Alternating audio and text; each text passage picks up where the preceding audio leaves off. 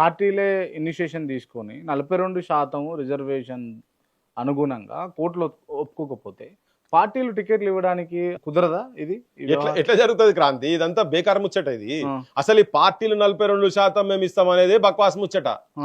అట్లా అనుడు అంటేనే కథం, ఇక దాన్ని డైల్యూట్ చేసినట్టు. దాన్ని సవాలే లేదు. నువ్వు పార్టీలు 50% ఒప్పుకో, ఇది మోర్ దాన్ 50% రావాల్సింది అట్లీస్ట్ 42% అంటే సరే సైలెంట్ కూకుంటారు, ఏదో ఒకటి అయితే ఫస్ట్ అయితే రాని రాబోయే అన్నట్టుగా. ఇలా ఆకలికి చేస్తున్నాము, ఏదో అది ఇది మంచి నూనె కారం పడుతున్నంత భూ అంటే అదన్నా పర్వాలేదు అన్నట్టుగా ఒప్పుకునే పరిస్థితి ఉన్నది. అంతేగాని ఇప్పుడు నువ్వు 42% అంటే ఇట్లా వీళ్ళందరూ 3 పార్టీలు కూర్చొని ఇప్పుడు ఉన్నటువంటి దగ్గరనే మనమే రిజర్వేషన్స్ అనుకొని మా పార్టీ కూడా బీసీలకే ఇస్తుంది, మీ పార్టీ కూడా బీసీలకే అని చెప్పి అట్లా ఉంటది. అట్లా జరిగేది అదేమన్నా?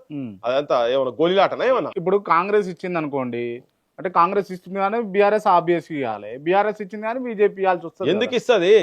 ఇప్పుడు కాంగ్రెస్ పార్టీయే పార్లమెంట్ కు 2 బీసీలు అన్నది ఇచ్చిందా? హైయెస్ట్ టాప్ మోస్ట్ బాడీ కాడికెళ్ళి కూర్చొని రిజల్యూషన్ చేసి పెట్టిర్రు వాళ్ళ దానిలో. ఇస్తుండ్రా? ఇప్పుడు తెలంగాణలో ఇచ్చిండ్రా? ఇయ్యలే కదా, ఇయ్యరు. అదంతా జరగని ముచ్చట, అది పెద్ద పంచాయతీ తప్ప పార్టీల మాటలు నమ్మొద్దు. అవన్నీ బక్వాస్, అబద్ధాల మాటలు అవన్నీ. చట్టం కావాల్సిందే, షెడ్యూల్ లైన్ లో పెట్టాల్సిందే. అట్లయితేనే అన్ని పార్టీలు ఇప్పుడు పరకాలు ఉన్నాయి అనుకుందాం, పరకాల దగ్గర ఒక పలాని ఊరు ఉన్నది అనుకుందాం, ఆ ఊర్లో నీకు పలానా బీసీకి రిజర్వేషన్ అయితే అందరు ఏ పార్టీ అయినా, సిపిఎం కావచ్చు, సిపిఐ కావచ్చు, ఇండిపెండెంట్ కూడా అటే వస్తారు. పార్టీలు ఇచ్చినంత మాత్రాన రేపు ఇండిపెండెంట్ గా ఫార్వర్డ్ కాస్ట్ వాళ్ళు వస్తారు. అక్కడ వచ్చేసి అలా మనీ పవర్ చూపిస్తారు. వీళ్ళ దగ్గర పేదోళ్ళు ఉంటారు, పైసలు ఉండయి. మరి అప్పుడు కింది మీదకి అవుతుంది కదా. ఈ 42% లో కూడా ఈవెన్ ఇంకా ఇప్పుడు ఇమీడియట్ గా ఇప్పుడు ఇక్కడ ఏం కాలేదు కాబట్టి 42% లో కూడా అక్కడ కూడా సబ్ కేటగరైజేషన్ జరుగుతుంది.